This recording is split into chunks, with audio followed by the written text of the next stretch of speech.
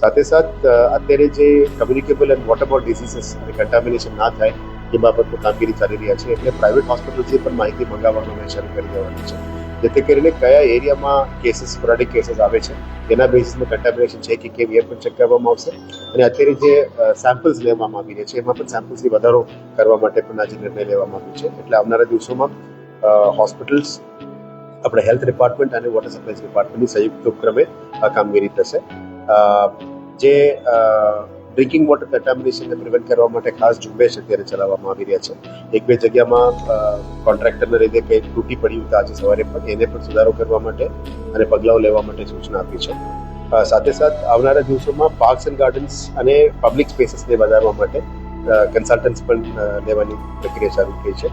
આવનારા દિવસોમાં જે 10 બ્રિજેસ છે એમાં 3 આઇકોનિક બ્રિજેસ છે અને બાકી 6 બ્રિજેસ પ્લાનિંગ હેઠળ છે. એનું પણ કામગીરી અત્યારે ફોલો કરવામાં આવી છે.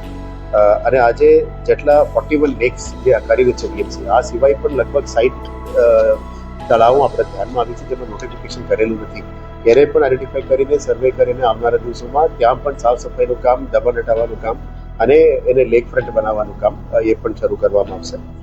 આવનારા દિવસોમાં બિલ્ડિંગ ડિપાર્ટમેન્ટ દ્વારા અમુક રોડ્સમાં ટોયલેટ્સ નથી, જે રોડ્સમાં ટોયલેટ્સ નથી ત્યાં ટોયલેટ્સ બનાવવામાં આવશે. આમાં 50% toilets pink toilets exclusively ladies માટે બનાવવા માટે અત્યારે પ્લાનિંગ ચાલી રહ્યા છે. એમાં એઆરસી પણ કરવામાં આવશે.